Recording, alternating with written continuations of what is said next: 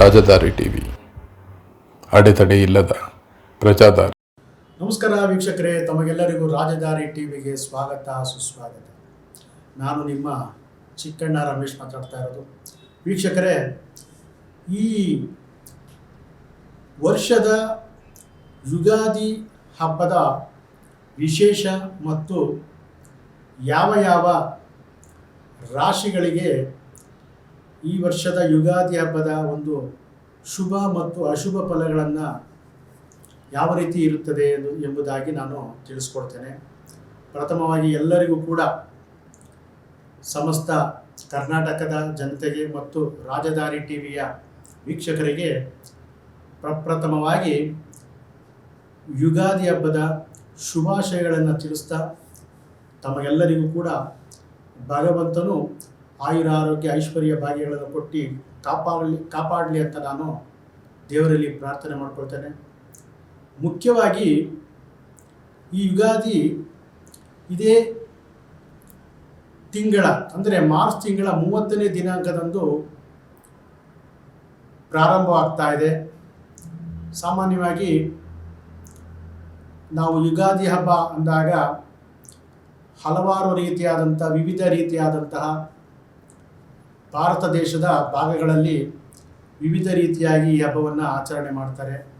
ಮುಖ್ಯವಾಗಿ ದಕ್ಷಿಣ ಭಾರತದಲ್ಲಿ ಈ ಯುಗಾದಿ ಹಬ್ಬವನ್ನು ಒಂದು ಹೊಸ ಯುಗ ಅಂದರೆ ಹೊಸ ವರ್ಷದ ಪ್ರಾರಂಭ ಅಂತ ನಾವೇನು ಹೇಳ್ತೀವಿ ಅದನ್ನು ಆಚರಣೆ ಮಾಡ್ತಾರೆ.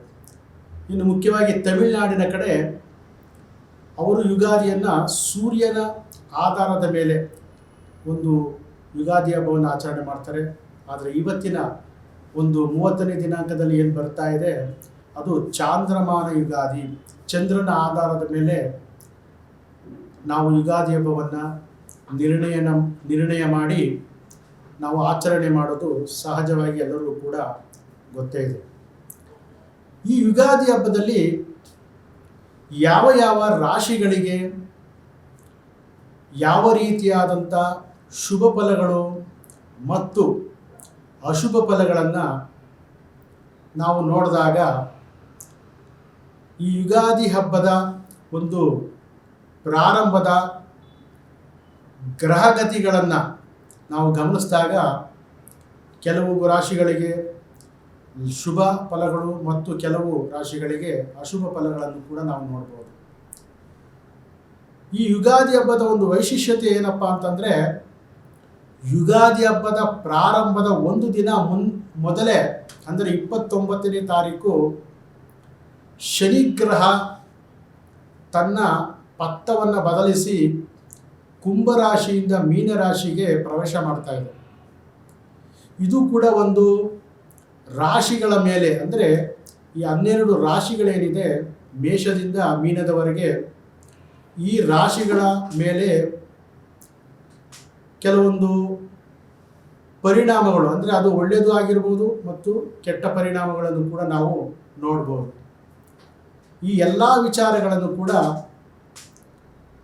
ಈ ಒಂದು ಯುಗಾದಿ ಹಬ್ಬದ ವಿಶೇಷ ಸಂಚಿಕೆಯಲ್ಲಿ ರಾಜದಾರಿ ಟಿವಿಯಲ್ಲಿ ಪ್ರತಿಯೊಂದು ರಾಶಿಗೆ ಶುಭ ಮತ್ತು ಅಶುಭ ಫಲಗಳನ್ನು ಯಾವ ರೀತಿ ಇರುತ್ತೆ, ಅದಕ್ಕೆ ಯಾವ ರೀತಿಯಾದಂಥ ಪರಿಹಾರಗಳನ್ನು ಅಂದರೆ ಯಾವುದೇ ದೋಷ ಇದ್ದಾಗ ಅದಕ್ಕೆ ಪರಿಹಾರಗಳನ್ನು ಯಾವ ರೀತಿ ನಾವು ಮಾಡಿಕೊಳ್ಬೇಕು, ಅತ್ಯಂತ ಸರಳ ರೀತಿಯಲ್ಲಿ ಮಾಡಿಕೊಳ್ಳುವಂಥ ಪರಿಹಾರಗಳನ್ನು ಕೂಡ ನಾನು ತಿಳಿಸ್ಕೊಡ್ತೇನೆ.